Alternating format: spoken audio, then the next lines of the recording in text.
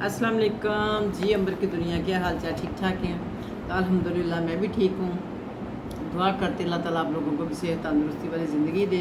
तो दुआ पढ़ते हैं, रब्बी इशरह ली सदरी व यस्सिर ली अमरी वहलुल उक़दतम मिन लिसानी यफ़क़हू क़ौली।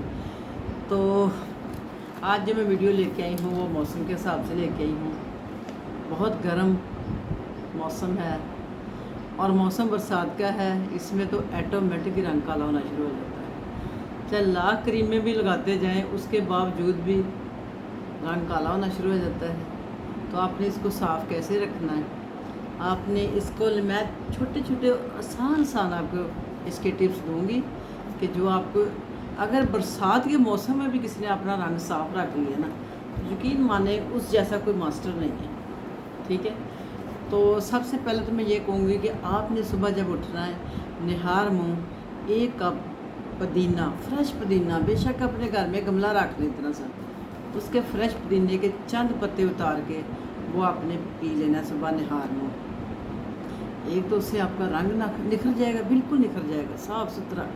उसके बाद अगर खुदा न खास्ता आपके चेहरे पे दाने हैं, पिंपल्स जिसको वो हैं, तो वो भी आस्ता 1 वीक में ही फिनिश, बिल्कुल साफ़ हो जाएगी। और दूसरा ये है कि उसके साथ आपको, तो दूसरा टिप क्या है जी?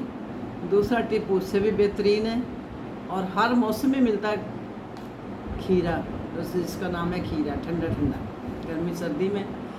उसको आपने क्या करना है, उसका आपने रस निकालना है।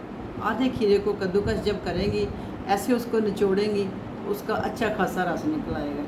उसमें आपने डाल लेना दूध डालना। अगर अल्लाह न करे अगर आपके रिंकल भी है चेहरे पे, तो फिर आपने थोड़ा सा नारियल का ऑयल भी डाल लेना, चंद कतरे डालने के बाद एक रुई लेनी है, रुई लेके उसमें आपने भिगो लेना है। उसके साथ आपने मसाज पहले बर्फ़ का मसाज करें। बर्फ़ के मसाज से आपके सारे पोर बंद हो जाएंगे और यकीन माने कि आप कहेंगी कि मेरी स्किन को क्या कर दिया है कि इतनी खूबसूरत कैसे होगी।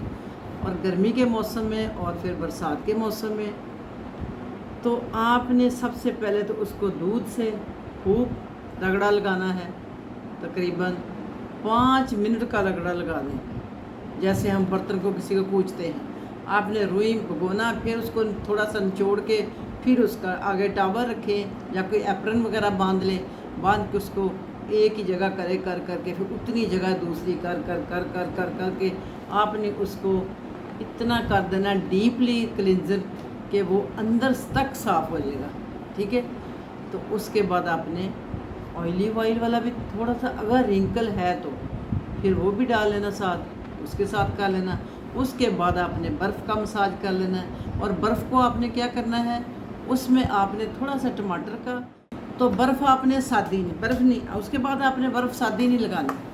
बर्फ़ का आपने क्यूब्स वाला जो होती है ट्रे, उसमें आपने चंद कतरे लेमन, थोड़ा सा शहद, थोड़ा सा अर्के गुलाब, और इसी तरह से आपने चंद कतरे ग्लिसरीन के डाल लेने हैं। डाल के फिर आपने रख लेना उसको फ्रिज में। जब वो फ्रीज़ हो जाए, जम जाए, बर्फ़ बन जाए, तो फिर उसके बाद आपने पहले दिन वो और दूसरे दिन ये कर लेना।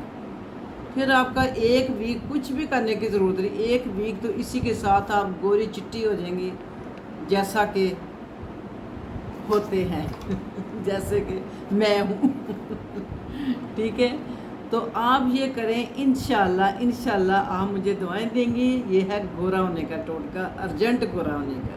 ठीक है, और इंशाल्लाह आपके पोर भी स्किन के बंद हो जाएंगे, आपका रंग भी गोरा हो जाएगा, आपके रिंकल भी ठीक हो जाएंगे।